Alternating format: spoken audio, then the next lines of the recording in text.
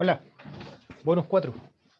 ¿Ya? Y hoy día lo que voy a estar hablando es acerca de, seguimos en temas de cambio climático, van a ser varios de los bonos en este tema de acá, y en particular comenzar a profundizar en qué es lo que hay detrás de ese mantener la temperatura en un valor, la temperatura promedio mundial en un valor muy por debajo de los 2 grados Celsius, ¿ya?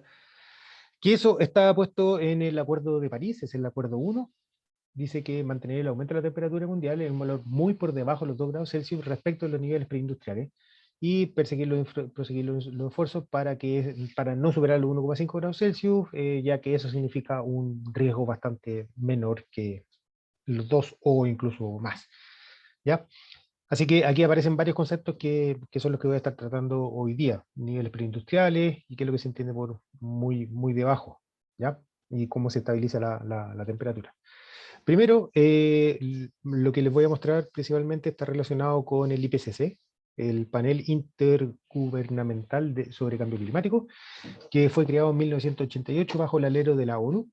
Actualmente pertenecen 195 partes, nuevamente entendiendo que las partes no necesariamente son estados, porque hay algunas partes que no son estados, hay algunos estados que no son partes, etc. ¿Ya?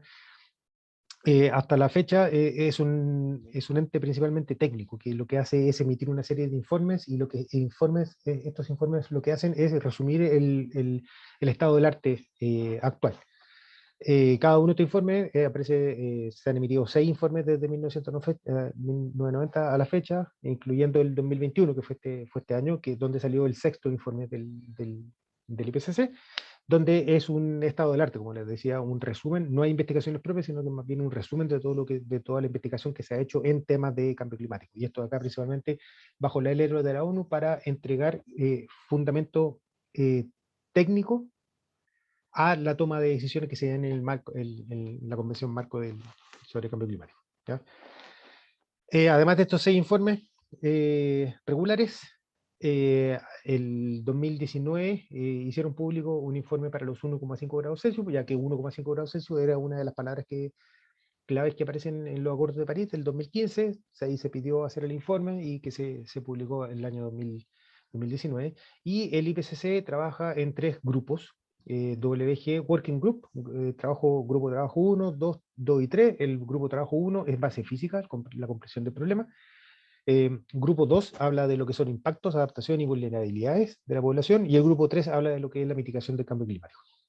Los resultados que les voy a estar mostrando ahora, y en la mayoría de los resultados que les voy a estar mostrando, vienen del grupo 1, ¿ya? De la base física, la comprensión del problema del cambio climático.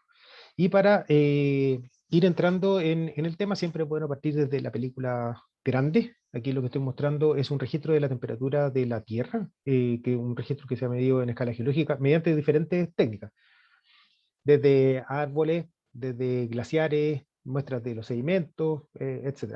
Hay diferentes técnicas para poder ir viendo y conociendo la temperatura de la Tierra con diferente precisión, claramente, y resolución. Los registros más antiguos que se están mostrando acá son de 500 millones de años. Esto acá es una figura que aparece en Wikipedia, temperatura, registro geológico de la temperatura de la Tierra, donde se muestran los 500 millones de años hacia atrás, que había oscilaciones muy importantes. Los dinosaurios son de aproximadamente los 60, 90, o sea, a partir de cuando comienza la línea verde, la temperatura alta, de ahí se quedó comenzar a bajar, 3 millones de años, 2 millones de años hacia atrás. Aquí aparece el género Homo en la Tierra, los humanos. Cuando se habla de los humanos, se habla de todo el género Homo dentro de la Tierra, donde está el Homo sapiens, que somos la especie actual, pero también está el Homo habilis, el Homo neanderthalis, después hay otro Homo que está por allá por Indonesia, el Homo erectus, etcétera. ¿Ya? Hay diferentes especies de este género Homo, que es el que apareció en la Tierra, en África principalmente, entre 2 y 3 millones de años atrás, cuando la temperatura era un poco más baja de lo que es actualmente. ¿Ya? Estamos hablando de temperatura, ahí estamos en la glaciación, estamos en la temperatura entre 2 y 3 grados menores de lo que tenemos hoy día. Después la temperatura comenzó a subir y a partir de hace 12.000 años atrás, 12.000 años atrás, eh, se tiene que la temperatura está más o menos estable, en un valor cercano al cero, o sea que sería como la temperatura promedio en esta época. Eh, y lo importante es que estos 12.000 años atrás coincide con la aparición de la revolución agrícola, que se conoce.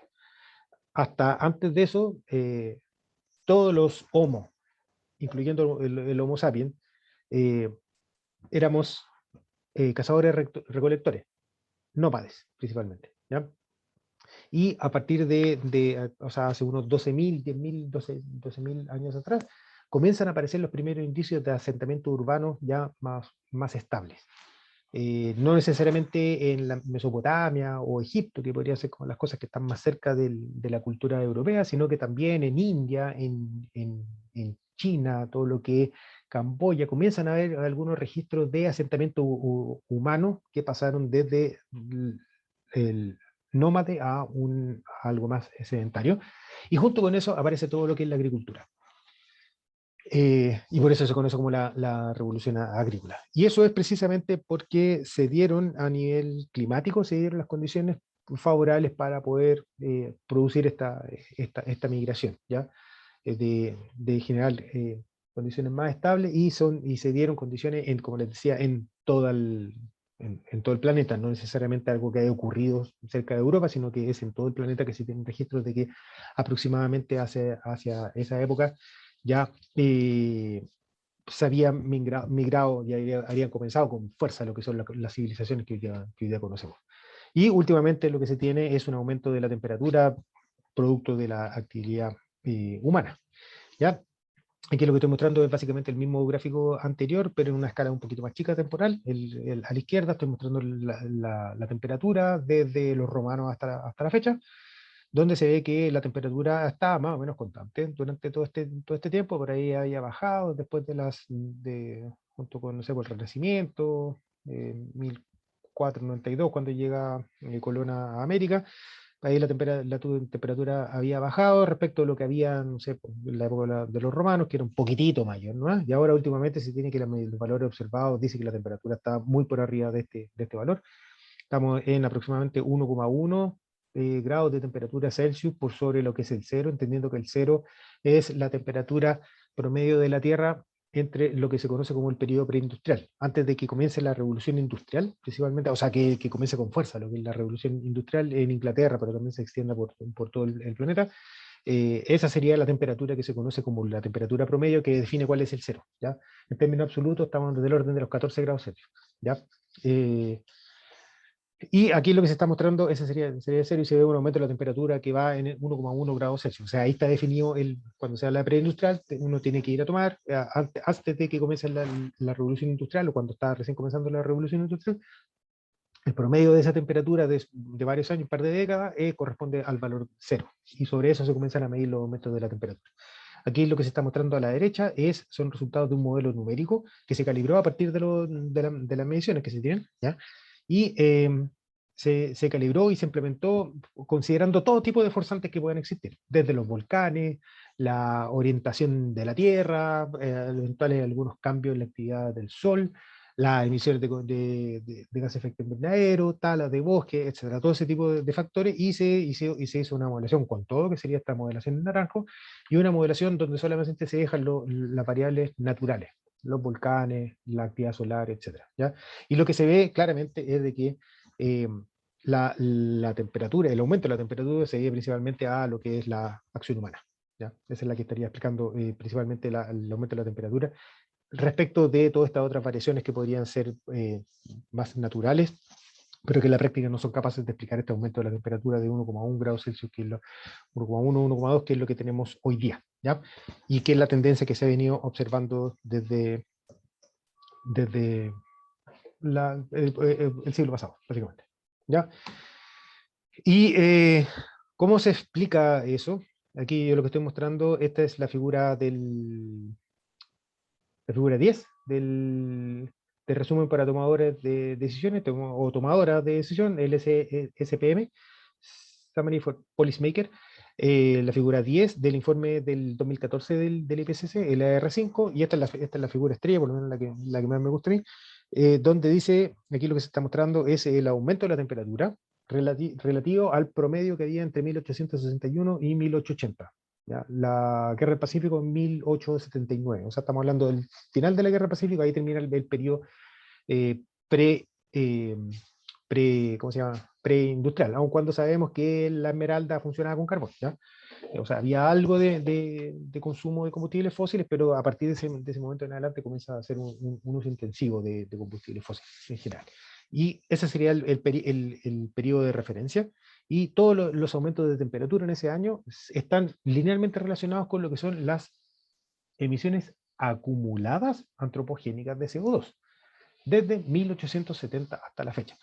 Y este acumulado yo lo puedo expresar en términos de gigatoneladas de carbono, una molécula de carbono o sea, un átomo de carbono en esta molécula de CO2 que tiene un átomo de carbono más dos de oxígeno, o bien lo puedo medir con la masa total en términos de gigatoneladas de CO2, es lo mismo, ¿ya? Hay un factor de corrección para pasar de masa de C a masa de CO2, pero es exactamente lo mismo, las dos cosas son lo mismo, son emisiones antropogénicas totales acumuladas desde 1870 a la fecha. El que sean acumuladas quiere decir de que todo lo que se emita va a producir un aumento de las emisiones. Si es que yo quiero en algún minuto detener el aumento de la temperatura, que sería evitar de que la temperatura siga aumentando en el eje Y, necesariamente el eje X va a tener que frenarse en alguna parte, frenarse, no seguir avanzando, se frena, ¿ya? Si es que yo acepto de que la temperatura sea de 2, bueno, me tengo que estar moviendo en un valor del orden de las 300, de las 3000 gigatoneladas. Si quiero que la temperatura sea de 7, tengo más. Tenemos 5000 gigatoneladas, pero igual, innegablemente, yo no me voy a poder pasar de estas 5000 con un ancho banda, todos los errores y incertidumbre que ustedes quieran. Pero lo que dice claramente este gráfico es de que si yo quiero controlar el eje Y, tengo que detenerme en el eje X en algún minuto. Y por lo tanto tengo que evitar seguir acumulando masa de CO2 que estamos emitiendo a la atmósfera. Por lo tanto, tenemos que sí o sí pasar a un escenario de cero emisiones. Si yo llego a un escenario de cero emisiones, es que es solamente bajo ese escenario de cero emisiones es que evito que el eje X se me siga moviendo hacia la derecha. Eh, y eso es independientemente de si nos estabilizamos en 1,5, en 2, en 3 o en 4. El Acuerdo de París dice bien por debajo de los 2 grados Celsius, sin olvidarnos los 1,5, y hoy día la tendencia sigue para los 3 o 4 grados Celsius. Eso es lo que dice más o menos cómo vamos con la tendencia actual. ¿Ya? Independientemente de qué es lo que sea, en algún momento se tiene que llegar a un nivel de cero emisiones de CO2. ¿Ya? CO2 molécula, no equivalente ni nada parecido, que eso se los puedo contar después más adelante, pero esto es moléculas de CO2. ¿Ya? Y cuando estamos hablando de emisiones antropogénicas de CO2, lo que estamos hablando es esto. Esto acá no es, no es del IPCC, pero es de algo parecido, es del Global Carbon Project, un proyecto que año a año reporta un inventario de emisiones a nivel global, ¿ya? Cómo han estado las emisiones totales del mundo, y cuando se está hablando de emisiones antropogénicas de CO2, se están hablando de emisiones en términos de gigatoneladas de CO2, estamos del orden de 40, 42, son las emisiones de por lo menos el 2019, esto acá es del 2020, que se reportó todo lo que pasaba hasta el 2019, o sea, estamos hablando antes del COVID, donde efectivamente sí hubo una baja. Y cuando estamos hablando de emisión antropogénica, tenemos carbón, carbón mineral, que se ocupa principalmente para industria y producción de electricidad o calor. Petróleo, que sería toda esta mancha negra que comenzó a ser usado con fuerza desde 1950 a la fecha, estamos hablando después de la Segunda Guerra Mundial, se comenzó a usar con fuerza el carbón, el petróleo en la Tierra, junto con el gas natural, que se ocupa también para producir electricidad, más la casa y otro tipo de procesos industriales.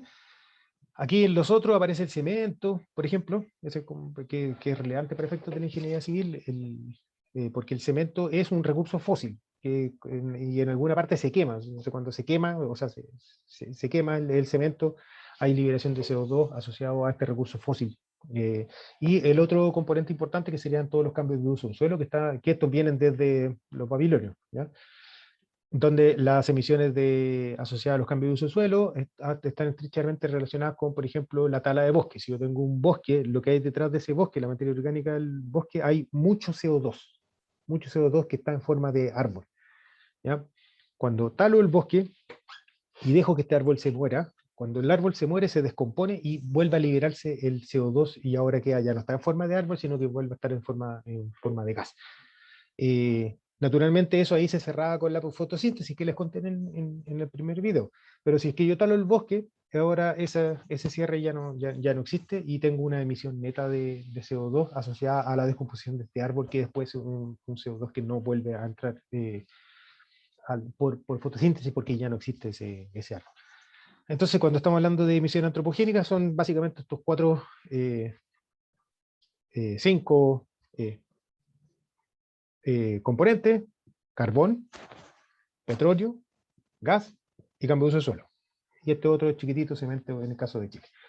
Así que termino con esta.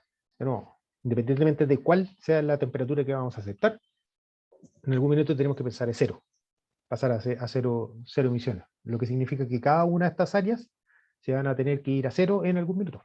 ¿Ya? ¿Qué tan lejos o qué tan cerca de hoy?